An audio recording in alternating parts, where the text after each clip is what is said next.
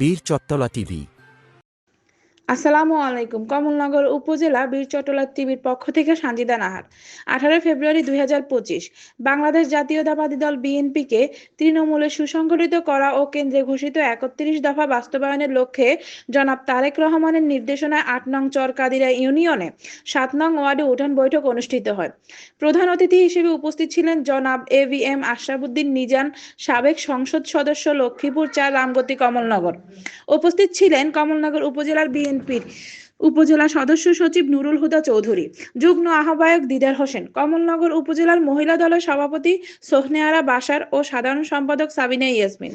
আরও উপস্থিত ছিলেন কমলনগর উপজেলা ও চরকাদিরা ইউনিয়ন বিএনপি যুবদল, ছাত্রদল, শ্রমিক দলের সভাপতি, সাধারণ সম্পাদক সহ নেতৃবৃন্দ।